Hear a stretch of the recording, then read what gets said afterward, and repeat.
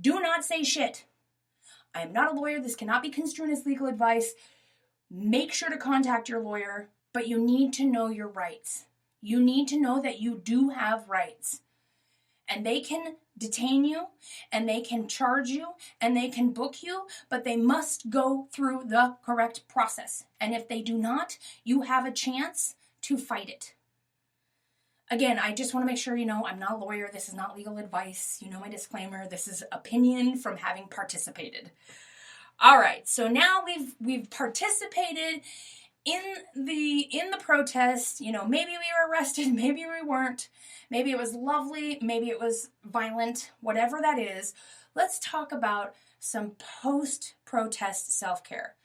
And for my longtime listeners out there, you can apply this to any self-care practice.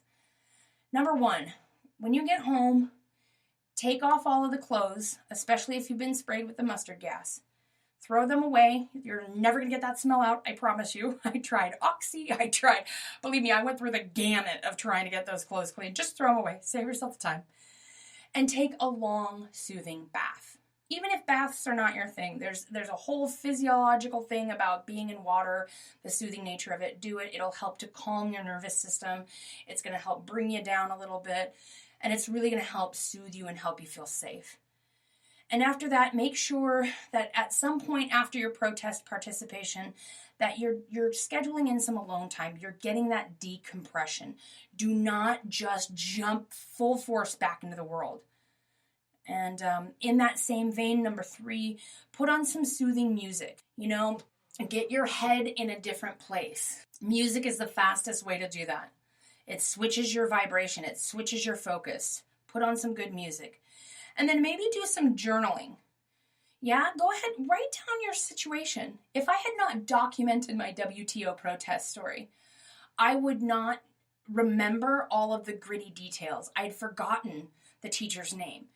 But I had journaled all that information, and look at what it's done. It's helping someone else. This information will help somebody else participate wisely and effectively, and hopefully help others participate wisely and effectively, so that these protests can continue growing and attract positive energy. So journaling your situation, taking note of what you experienced, it's so powerful. Number 5, like I said before, join the NAACP. I cannot state this enough. If you're lost in this movement and you've chosen to tell yourself the story that this is hard and I don't get it, you really want to put yourself in check, and this is the absolute smallest thing you can do to participate. The most important thing you can do is vote. The next most important thing you can do is go to one of these demonstrations at your level of comfortability, whether it's downtown where they're burning things, or whether it's in the park with a known local group, or whether you're standing on the corner with your own sign. Do something. Take action. Be a part of the good change that's happening. So that means donating to local causes, getting to know the Black Lives Matter movement in your town. And then after this protesting, make sure you take time out and do a social media blackout. Turn it off. I'm telling you guys, fuck Facebook. It's trying to make you upset, and it works, and it's sucking your time away from you. Just set it down. Just set it down. You can return to it. It's always going to be there, but just take it off your phone for a couple of hours. Better yet, go put the phone in the bedroom and lock it in there and tune off. Because the over-inundation of the media right now, the social media, is contributing to the negative energy. And we want to see the positives. And the only way you can see those is by disconnecting from it for a moment, removing yourself from it. And so that comes to my next suggestion. After you're protesting, make sure you engage in some type of restorative and restful practice. If you're a long-time listener, you know I talk about this all the time. You need a restorative practice. You need that. If it's not already a part of your life routine, make it a part. Make it just as important as drinking your water. Make it just as important as brushing your teeth or paying your bills or whatever it is you do on a routine basis. Number 9, and probably one of the most important things you can do post-protest, is talk to other people who were there and retell your stories. This is so important. This is why having an exit buddy is important. This is why going with someone is important. This is why knowing who put it on is important.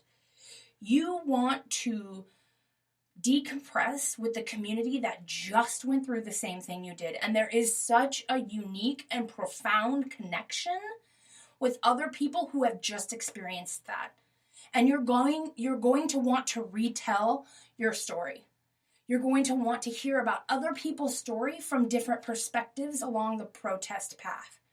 This is integral to positively, productively participating in protests. Hey, you like all those peas? I just threw that in there for fun. Last but not least, after you've engaged in this protest and after you've figured out what it is to you, how you want to participate, and you've decompressed and you've given back to yourself and you've taken care of yourself and you've valued and thanked yourself for doing all of this, make art from the pictures that you captured, because self-expression is key. You're going to see some things when you go to these protests that will forever change your life. You're going to see some things. Go down to the Justice Center in downtown Portland. See the barricade they build. Look at those 10-foot fences. Look at the fortress they're trying to protect. And then look at all the tagging on the building.